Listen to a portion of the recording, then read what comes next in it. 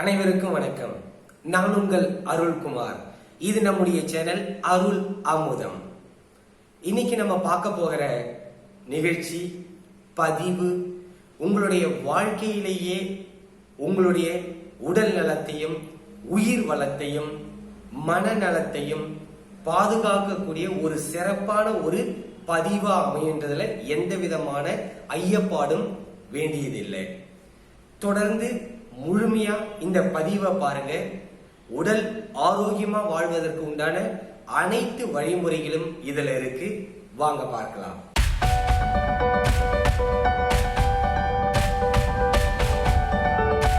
வாழ்க்கை வாழ்வதற்கே, ஆனா எப்படி வாழ போறோம், எப்படி வாழணும் அப்படின்றதுலதான் முரண்பாடுகள் இருக்கு. அந்த காலத்துல முதற்கொண்டு இன்று வரை உடல் நலத்துக்கு முக்கியத்துவம் அளிக்காதவங்க யாருமே இல்லை, அல்லது ஆரோக்கியமா வாழணும் அப்படின்ற ஆசைப்படாதவங்க யாருமே கிடையாது. ரொம்ப காலம் உயிர் வாழன்ற நினைக்கக்கூடிய தன்மை எல்லாருக்குமே இருக்கு. ஆனா அதுல தொடக்க நிலையில இருந்தவங்க சித்தர்கள், ஞானிகள், உடல், உயிர், மனம் இந்த மூணையும் எப்படி ஆரோக்கியமா வச்சுக்க முடியும், ரொம்ப காலம் நம்ம உயிர் வாழ முடியும் அப்படின்றத பத்தி அவங்க ஆய்வு பண்ணாங்க, ஆராய்ச்சி பண்ணாங்க, தவ முறைகளை பண்ணாங்க. அந்த விதத்துல சித்தர்களுக்கு கிடைத்த ஒரு உயர்ந்த தவ முறையை பற்றியும் உடலையும் உயிரையும் பாதுகாக்கக்கூடிய ஒரு பயிற்சி முறையை பத்தி தான் இன்னைக்கு நம்ம தெரிஞ்சுக்க போறோம். இதை செய்யும் பொழுது உங்க உடல் நோயற்ற வாழ்க்கை வாழ முடியும்ன்றது 100 விழுக்காடு திண்ணம். பயிற்சியை சரியா செய்யும் பொழுது நோயற்ற வாழ்க்கை வாழ்வதற்கு உண்டான இம்யூனிட்டி சிஸ்டம் உங்களுக்கு நல்ல இன்க்ரீஸ் ஆயிடும். இதை சித்தர்கள் செய்த பயிற்சி முறைகள். அவங்க ஏற்கனவே சித்தர்களாவே நமக்கு தெரியும், எத்தனையோ நூற்றுக்கணக்கான ஆயிரக்கணக்கான ஆண்டுகள் வாழ்ந்ததுக்கு உண்டான குறிப்புகள்லாம் நமக்கு வரலாற்றுல இருக்கு. மிகவும் எளிமையான பயிற்சி தான். அவங்க செய்யும் பொழுது கடினமா இருந்தது, இன்னைக்கு மிகவும் எளிமையாவே நமக்கு கிடைச்சிருக்கு. அந்த பயிற்சியை பண்ணும்போது நம்ம ஆரோக்கியமா வாழ முடியும். அதை பத்தி முழுமையா இன்னைக்கு தெரிஞ்சுக்க போறோம். பதிவை முழுமையா பாருங்க. உங்க வாழ்க்கையே மாற்றக்கூடிய ஒரு பதிவா இது அமையும். வாழ்க்கை மனிதர்கள் பிறந்ததிலிருந்து இறக்குற வரையும் இடைப்பட்டதுதான் நம்ம வாழ்க்கையா நம்ம சொல்றோம், எடுத்துக்கிறோம். இந்த வாழ்க்கையில நோய் இல்லாம துன்பத்தை அனுபவிக்காத மனம் சந்தோஷமா வாழணும் தான் எல்லாருமே ஆசைப்படுறாங்க. உடலிலே நோய், உள்ளத்திலே களங்கம், வாழ்க்கையிலே சிக்கல், இந்த மூணும் வினை பயனோட அடையாளங்களா சொல்றாங்க. வினை பயனே தேகம் கண்டாயின்றாங்க. அப்போ ஒரு மனிதர் துன்பத்தை அனுபவிச்சுட்டு இருக்காங்கன்றது எப்படி நம்ம தெரிஞ்சுக்கணும்னா இந்த 3 காரணங்கள் தான். உடலிலே நோய், உள்ளத்திலே களங்கம், வாழ்க்கையிலே சிக்கல். இந்த 3 யாராவது ஒருத்தர் இந்த 3ல எந்த ஒரு விஷயத்தாவது நீங்க அனுபவிச்சுட்டு இருக்கீங்களா, அப்போ செய்த பாவத்தை தான் கழிச்சிட்டு இருக்கீங்கன்னு நீங்க அர்த்தம். ரைட், இது ஒரு பக்கம் வைப்போம். ரைட், பாவத்தை தான் நாங்க கழிச்சிட்டு இருக்கோம். அதுல இருந்து எப்படி விடுபடுறது அப்படின்றது ஒரு விஷயம். அதுவும் போக நோயற்ற வாழ்க்கை எப்படி வாழறது, மனம் தூய்மையாகவும் சந்தோஷமாகவும் எப்படி வாழறது, அதை பத்தி தான் இன்னைக்கு பதிவுல நம்ம பார்க்க போறோம். சித்தர்கள் அவங்க ஏற்கனவே வாழ்ந்த காலம் எத்தனையோ நூற்றாண்டு காலம் வாழ்ந்தாங்க. அவங்க பல பயிற்சி முறைகளை செய்தாங்க. உடல் ஆரோக்கியமா இருக்கிறதுக்கு ஒரு குறிப்பிட்ட பகுதி சித்தர்கள் அவங்க என்ன பண்ணாங்க, ஆசனங்கள் என்ற முறையில உடலை வலுப்படுத்திக்கிறதுக்கு உண்டான பயிற்சி முறைகளை செய்தாங்க ஆசனங்கள் மூலமா. இன்னும் ஒரு குறிப்பிட்ட சித்தர் அவங்க என்ன பண்ணாங்க, உயிரை வளமா வச்சுக்கிறதுக்கு உண்டான சில தியான முறைகளை கண்டுபிடிச்சாங்க. ஏன்னா உடலுக்குள்ள இருக்கக்கூடிய உயிர், இது ரெண்டும் இணைஞ்சுதான் நமக்கு மனம் என்ற ஒன்று உருவாகுது. உடல் உயிர் இல்லைன்னா மனசுன்ற ஒன்றே கிடையவே கிடையாது. அந்த விதத்துல இதை ஒருங்கிணைக்கும் போது ஏற்படக்கூடிய ஒரு நிகழ்வுகள், சந்தோஷம்தான் மனித வாழ்க்கை. அப்ப இந்த பயிற்சி முறைகளை நம்ம சரியா பண்ணும்போது நோயற்ற வாழ்க்கையை வாழ முடியும், மனம் சந்தோஷமாவும் இயல்பு நிலையில இருக்க முடியுதுன்றத சித்தர்கள் அந்த காலத்திலே அதை பயிற்சியா கொடுத்திருக்காங்க. ஆசன பயிற்சி மூலமாகவும் தவ பயிற்சி மூலமாகவும். நோக்கம் ஒன்றுதான், நோயற்ற வாழ்க்கை. அதுல எளிமையான முறைகள் எப்படி அப்படின்றது தெரிஞ்சுக்கிறத பத்தி தான் பயிற்சி முறைகள்.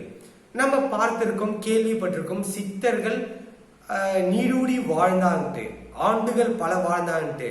அவங்களும் மனிதர்கள் தானே, மனிதர்களாக தான் பிறந்தாங்க, மனிதர்களாக தான் வாழ்ந்தாங்க. ஆனா தகுதியை உயர்த்தி கொண்டார்கள் சில பயிற்சி முறைகள் மூலமா. அவங்க வாழ்ந்த காலத்துல ரொம்ப தொடக்கத்துல அவங்க தான் இந்த பயிற்சிகளை கண்டுபிடிச்சதுனால ரொம்ப சிரமப்பட்டு தான் இந்த பயிற்சிகளை கண்டுபிடிச்சாங்க. கண்டுபிடிச்ச பயிற்சிகள் பிற்காலத்துல வரக்கூடிய சந்ததியினருக்கு பயன்படும்ன்ற விதத்துல சித்தர்கள் பாடல்களா எழுதி வச்சாங்க. ஒவ்வொரு பாடல்கள் மூலமாகவும் என்னென்ன பயிற்சிகளை எப்படி பண்ணணும், அந்த பயிற்சிகள் பண்றதுனால உடலுக்கு என்னென்ன நன்மைகள் ஏற்படும், எந்த நேரத்துல பண்ணணும், எந்த முறையில பண்ணணும், எவ்வளவு நேரம் பண்ணணும், அந்த முறைகள் எல்லாம் பாடல்கள் வழியா பரிபாஷையில கொடுத்தாங்க. ஏன்னா அந்த பாடல்கள், பாடலுக்கு உண்டான விளக்கங்கள், அதை தெரிஞ்சுக்கிட்டு பயிற்சி அவங்க பண்ணும்போது நோயற்ற வாழ்க்கை வாழ முடியும்ன்றதை அவங்க கண்டுபிடிச்சாங்க. அப்போ முறையா மனதை ஒருநிலைப்படுத்தினவங்களுக்கும் குருகுலத்தின் வழியா வருபவர்களுக்கும் மனதை செம்மைப்படுத்தி கொடுப்பதற்காக தான் அன்னைக்கு பரிபாஷைன்ற முறையில கொடுத்து அதை குருகுலத்தில் இருக்கக்கூடிய ஆசிரியர்கள், குரு, ஆசான் அவர்கள் மூலமா தெரிஞ்சுக்கிட்டதுனாலதான் இத வழி வழியா வச்சிருந்தாங்க அந்த காலத்துல முறையா.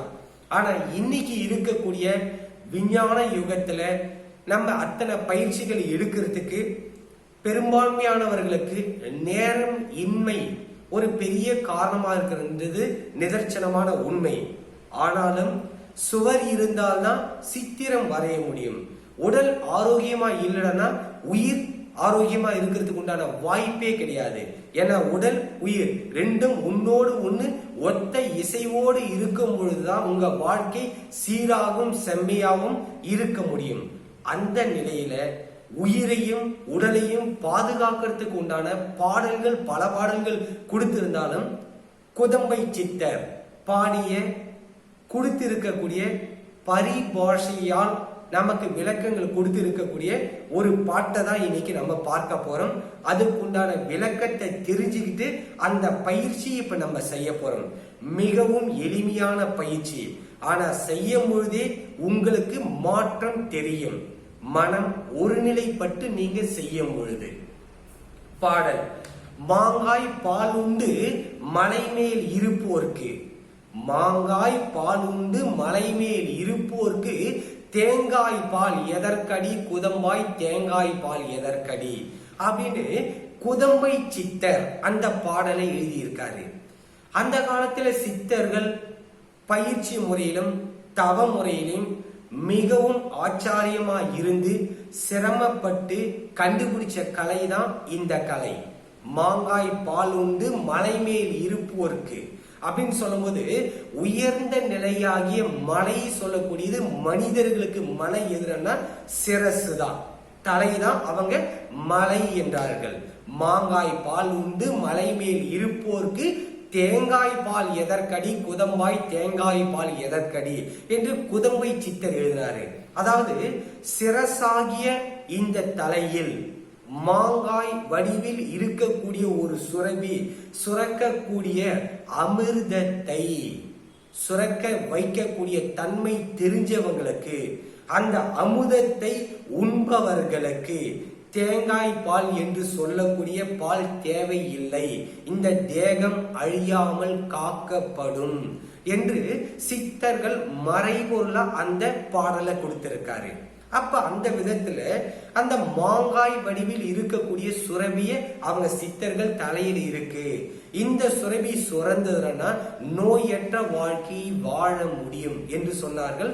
அததான் அமுத சுரபின்னு கூட அவங்க சொன்னாங்க. ஒண்ணு பெரிய விஷயம் கிடையாதுங்க. உச்சந்தலையில நீங்க ஆழ்ந்து பயிற்சியை பண்ணும் பொழுது உள்பக்கமா இந்த வாயோட உள்பக்கமா மூக்கு ஓட்டை இருக்கு இல்லைங்களா, இந்த மூக்கு ஓட்டை உள்பக்கமா இருக்கு இல்லைங்களா, அந்த 2 ஓட்டை இருக்கும். நீங்க சரியான முறையில இந்த தவ பயிற்சி, இந்த பயிற்சி நீங்க பண்ணும் பொழுது ஆழ்ந்து சரியா பண்ணீங்கன்னா அந்த மாங்காய் பால் சொல்லக்கூடிய அந்த மாங்காய் வடிவத்தில் இருக்கக்கூடிய சுரபி சுரக்கிறத நல்லா உணர முடியும். அந்த சுரபி சுரந்துனா உங்களோட வாயில உள்பக்கமா 2 ஓட்டை இருக்கும், அதாவது மூக்கு ஓட்டை, அந்த சுவாசிக்கிறதுக்காக.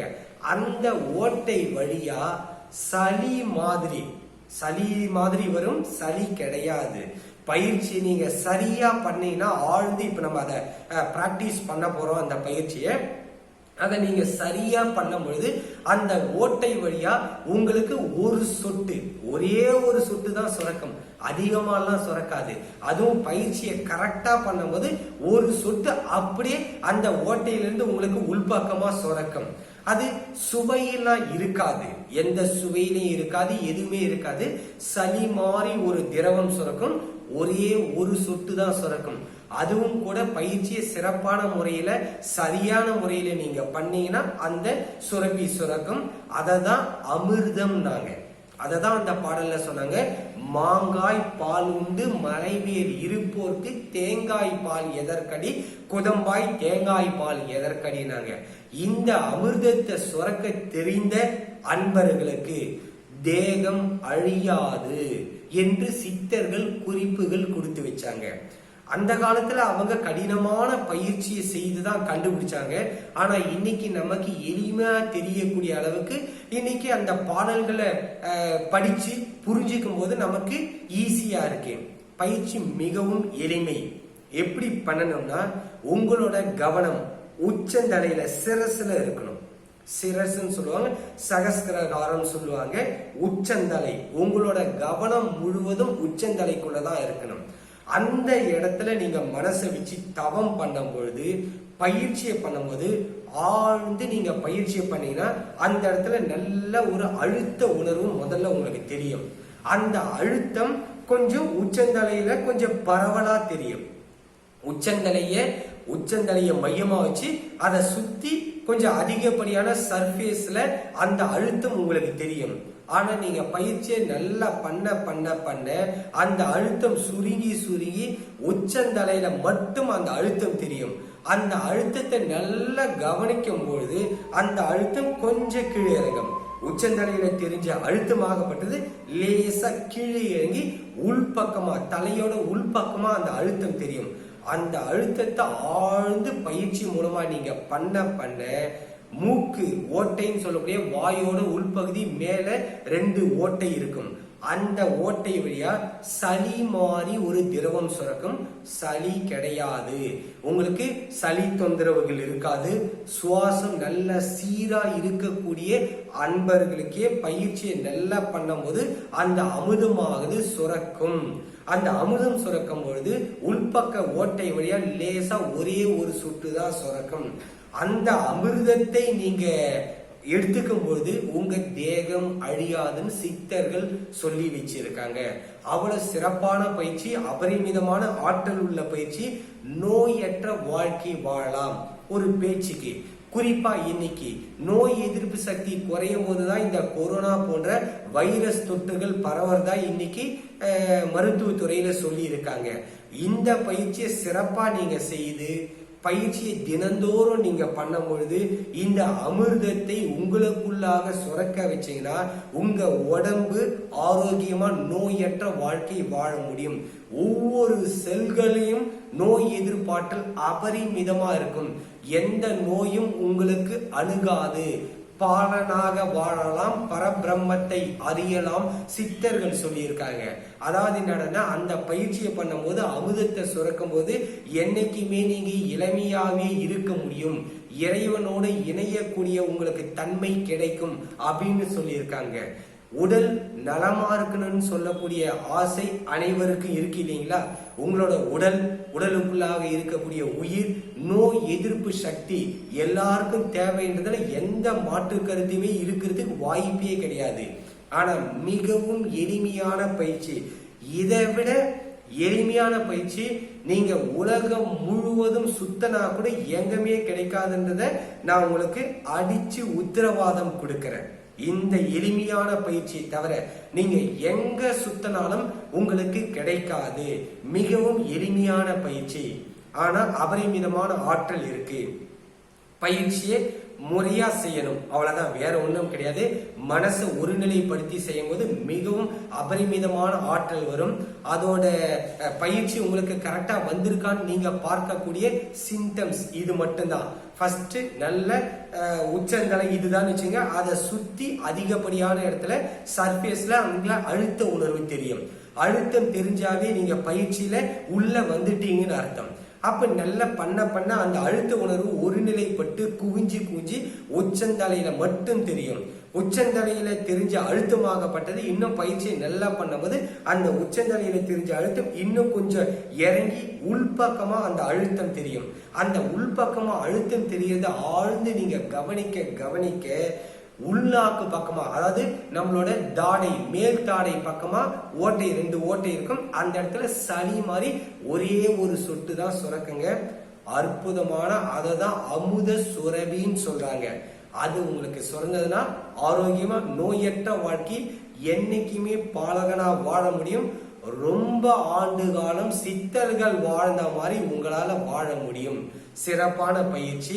அது என்னோட இப்ப இணைஞ்சு பயிற்சியை கத்துக்குங்க. பிறகு நீங்க தனிப்பட்ட முறையில பண்ணலாம். இவ்வளவு தூரம் நீங்க கேட்டது ஒரு பெரிய விஷயம் இல்ல. இப்போ 1 நிமிட நேரம் என்னோட இணைஞ்சி அந்த பயிற்சியை பண்ணுங்க. அப்போ உங்களுக்கு நல்ல அந்த மாறுதல்கள் தெரியும். பிறகு நீங்க தனிப்பட்ட முறையில நீங்க பயிற்சியை பண்ணிக்கலாம். இந்த பயிற்சியை பண்ணும்போது கண்களை மூடி பண்ணீங்கன்னா கவனம் ஒருநிலைப்படும்ன்றது ரொம்ப முக்கியமான ஒரு விஷயம். கவனம், மனசு ஒருநிலைப்படும். மனசு ஒருநிலைப்பட்டு செய்யும்போது பயிற்சி அபரிமிதமா இருக்கும். அந்த அழுத்தத்தையே நீங்க பார்க்க போறீங்க. என்னோட இணைஞ்சு பண்ணுங்க. பயிற்சியை நம்ம மூச்சை பயன்படுத்தி தான் இந்த பயிற்சியை பண்ண போறோம். ஒரே ஒரு மூச்சு மட்டும்தான் எடுக்க போறீங்க. ஆழ்ந்த மூச்சு இழுக்கிறீங்க. இழுக்கும் போதே உங்களோட கவனம் சிரசுல உச்சந்தலையில வச்சுக்கிறீங்க. ஆழ்ந்த மூச்சு எடுக்கிறீங்க. அந்த மூச்சாகப்பட்டது உச்சந்தலையில போய் குவிற மாதிரி மனசை ஒருநிலைப்படுத்தி அதை ஆவகப்படுத்தி மனசை அந்த இடத்துல போக்கஸ் பண்ணி மூச்சு இழுக்கிறீங்க. மூச்சு இழுக்கும் போதே அந்த மூச்சாகப்பட்டது சிரசுல உச்சந்தலைக்கு போற மாதிரி பாவனை பண்ணி மூச்சு இழுக்கிறீங்க. இழுத்த உடனே மூச்சு விட்டுருங்க. இயல்பான மூச்சு விட்டுருங்க. மூச்சு பாட்டுக்கு அது பாட்டுக்கு போயிட்டே இருக்கும். பிறகு மூச்சு நீங்க கவனிக்க வேண்டிய அவசியம் உங்களுக்கு கிடையாது. கவனம் முழுவதும் உச்சந்தலையில சிரசுல தான் கவனிக்கணும். நான் சொல்லிக்கிட்டே வரேன், நீங்க அப்படியே பண்ணுங்க. 1 நிமிடம் நேரம் தான் இதை இப்ப நீங்க பண்ண போறீங்க. பயிற்சி எடுத்துக்க போறீங்க.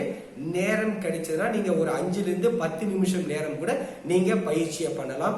அது உங்களுடைய நேரத்தையும் உங்களுடைய வசதியும் பொறுத்து. இந்த பயிற்சி பண்ணும்போது அமைதியான இடத்துல பண்ணீங்கன்னா மிகச்சிறப்பு. தரையில சம்மணம் விட்டு அமர்ந்து பண்ணா இன்னும் சிறப்பு. முடியாதவங்க சேர்ல உட்காந்துக்குங்க. தலை, கழுத்து, முதுகு ஒரே நேர்கோட்டில் இருக்கணும். தரையில உட்காந்து பண்ணும் போது கூட வெறும் தரையில உட்காரக்கூடாது. ஒரு பாயை போட்டுங்க அல்லது ஒரு போர்வியை போட்டுட்டு அது மேல உட்காந்து பயிற்சி பண்றது மிகச்சிறப்பு. வாங்க பயிற்சி பண்ணுவோம். நான் இன்ஸ்ட்ரக்ஷன் கொடுத்துட்டே இருக்கேன், அதை அப்படியே ஃபாலோ பண்ணுங்க. தயவு செய்து பயிற்சி நல்லா சிறப்பா வரணும்னா கண்களை மூடி பண்ணுங்க. 1 நிமிஷம் நேரம் தான் இந்த பயிற்சியை இப்ப நீங்க கத்துக்க போறீங்க. அதனால என்னோட இணைஞ்சு பண்ணுங்க, மிகச் சிறப்பா இருக்கும். பிறகு நீங்க தனிச்சு பண்ணிக்கலாம். ஓகேங்களா? நல்ல சேர்லயோ தரையிலையோ ஒரு ஆசனத்துல உட்காந்துக்குங்க. அது பத்மாசனமா இருந்தாலும் சரி, சுகாசனமா இருந்தாலும் சரி, உங்களோட வசதி. பாயை விரிச்சிக்கிங்க, போர்வியை போட்டுங்க, மேல உக்காந்துக்குங்க. உக்காந்து அமைதியா கண்களை மூடிக்கிங்க. இப்போ மூச்சை ஆழ்ந்து இழுக்க போறோம். கவனம் முழுவதும் உச்சந்தலையிலேயே வச்சுக்கிட்டு இந்த மூச்சு உச்சந்தலைக்கு போற மாதிரி பாவனை பண்ணி மூச்சை இழுக்கிறீங்க. சரிங்களா? கண்களை மூடிக்கிங்க. ஆழ்ந்த சுவாசம் இருங்க. இப்போ உங்களுடைய கவனங்கள் முழுவதும் உச்சந்தலையிலேயே கவனத்தை செலுத்துங்க. மூச்சை விட்டுருங்க. இயல்பான மூச்சு, அது பாட்டுக்கு மூச்சு போகட்டும் வரட்டும். இயல்பான மூச்சு மேல கவனத்தை செலுத்தாதீங்க. கவனம் முழுதும் உச்சந்தலையிலேயே கவனிங்க. உங்க எண்ணங்கள் முழுவதும் உச்சந்தலையிலேயே போக்கஸ் பண்ணுங்க. என்னோட இணைஞ்சு பண்ணுங்க. 1 நிமிஷம் தான் பண்ண போறீங்க. கவனம் ஒருநிலைப்படுத்தும். உச்சந்தலையிலேயே கவனத்தை செலுத்துங்க. உங்க கவனம் முழுவதும் உச்சந்தலையிலேயே இருக்கட்டும். ஆழ்ந்து கவனிங்க உச்சந்தலையே. உச்சந்தலையில இப்போ நல்ல ஒரு அழுத்த உணர்வு தெரியும். ஆழ்ந்து கவனிங்க, நல்ல அழுத்தம் தெரியும். மனசை ஒருநிலைப்படுத்தி கண்களை மூடி அந்த அழுத்தத்தையே கவனிங்க. உச்சந்தலையில நல்ல அழுத்தம் தெரியும், கவனிங்க. மனம் ஒருநிலைப்பட்டு சிறப்பா பண்ணுங்க. அந்த அழுத்தத்தையே கவனிங்க. எண்ணங்கள் முழுவதும் உச்சந்தலையிலேயே கவனத்தை செலுத்துங்க. அந்த அழுத்தத்தையே கவனிங்க. நல்ல அழுத்தம் தெரியும் பாருங்க. இப்போ உச்சந்தலையில ஒரு பாரமா நல்ல அழுத்தம் தெரியும். அந்த அழுத்தத்தையே கவனிங்க. நல்ல தெரியும், கவனிங்க அழுத்தம். அந்த உச்சந்தலையில தெரிஞ்ச அழுத்தத்தை இப்ப அப்படியே கொஞ்சம் கவனம் உள்பக்கமா, தலைக்கு உள்பக்கமா கவனிங்க. அந்த அழுத்தம் அப்படியே கொஞ்சம் கீழே இருக்கிறீங்க. தலையோட உள்பகுதியில கவனிங்க. ஆழ்ந்து கவனிங்க.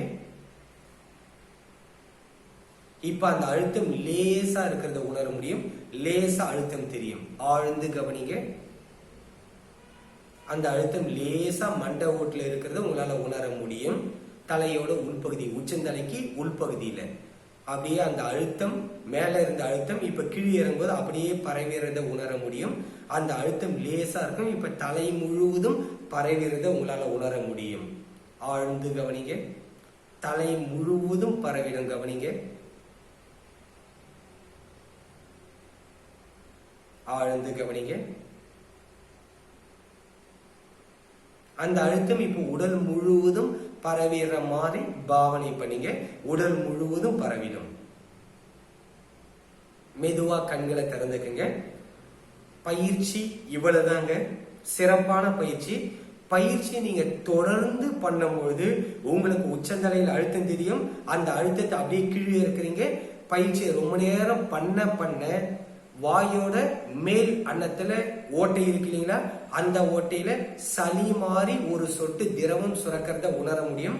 பயிற்சியை ஆழ்ந்து நீங்க தொடர்ந்து பண்ணும்போது இந்த அமிர்தம் உங்களுக்கு கட்டாயம் சுரக்கும். பயிற்சியை சரியா பண்ணும் பொழுது அது சுரந்ததுன்னா உடம்புல நோயற்ற வாழ்க்கையை வாழ முடியும். ஆரோக்கியமா வாழ முடியும். வாழ்க்கை உங்க கையில தான் இருக்குன்னு சொல்லுவாங்க. ஆனா உங்க வாழ்க்கை உங்க தலையில தான் இருக்கு. அதனால பயிற்சியை தொடர்ந்து பண்ணுங்க. சிறப்பா நோயற்ற வாழ்க்கை வாழ முடியும். தொடர்ந்து பயிற்சியை பண்ணுங்க.